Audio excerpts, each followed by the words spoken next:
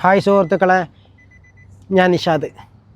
നിങ്ങൾക്കറിയോ, ബീഹാറിലെ തെരഞ്ഞെടുപ്പ് വിജയത്തിൻ്റെ ക്രെഡിറ്റ് ഞാൻ തെരഞ്ഞെടുപ്പ് കമ്മീഷനെ കൊടുക്കുള്ളൂ. എനിക്ക് ഇതിൻ്റെ ക്രെഡിറ്റ് തെരഞ്ഞെടുപ്പ് കമ്മീഷന് കൊടുക്കാനേ എന്നെക്കൊണ്ട് സാധിക്കുള്ളൂ. കാരണം കൊച്ചിൻ ഇനിഫൻ്റെ ഒരു ഡയലോഗുണ്ട് പഞ്ചാബി ഹൗസ് എന്ന സിനിമയിൽ. അവൻ എത്ര കാലമായി നിൻ്റെ കൂടെ എന്ന് ചോദിക്കുമ്പോൾ പറയുന്നുണ്ട്, അവൻ എൻ്റെ കൂടെ ഒരു 40-42 വർഷമായിട്ടുണ്ട്. അപ്പോൾ അവന് വയസ്സ് എത്ര? അവനക്ക് വയസ്സൊരു 30-32 കൂടില്ല എന്ന് പറയുന്നുണ്ട്. എന്നതുപോലെയാണ് തെരഞ്ഞെടുപ്പ് കമ്മീഷൻ ബീഹാറിൻ്റെ തെരഞ്ഞെടുപ്പിൻ്റെ കണക്ക് കൊടുക്കുന്നത്. 69% മാത്രം വോട്ടെടുപ്പ് നടന്നു എന്ന് അദ്ദേഹം അന്നേ ദിവസം പറഞ്ഞു.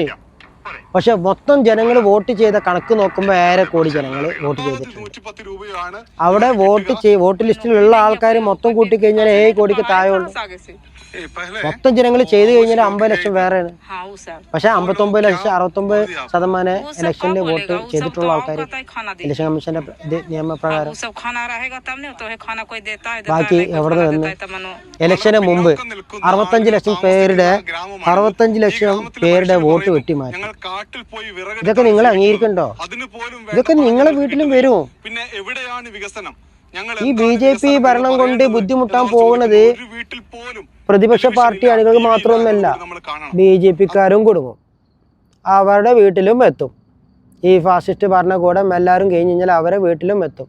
ആ സമയത്ത് ഒരാളും നിങ്ങൾക്ക് വേണ്ടി ഒരു വാക്ക് പറയാൻ, നിങ്ങളല്ലാതെ വേറെ ആരും നിങ്ങൾക്ക് വേണ്ടി കൈ ഉയർത്താൻ ഉണ്ടാവില്ല. അത് നിങ്ങൾ മനസ്സിലാക്കുക. നിങ്ങൾ പ്രതിഷേധിക്കേണ്ട ടൈമായി. ഒരു വാക്കുകൊണ്ടോ ഒരു നോട്ടം കൊണ്ടെങ്കിലും ഈ ഭരണത്തിൽ, ഈ തെരഞ്ഞെടുപ്പ് കമ്മീഷൻ്റെ ഈ പ്രശ്നത്തിൽ നിങ്ങൾ പ്രതിഷേധിക്കേണ്ട ടൈം അതിക്രമിച്ചു എന്ന് എനിക്ക് പറയാനുള്ളൂ.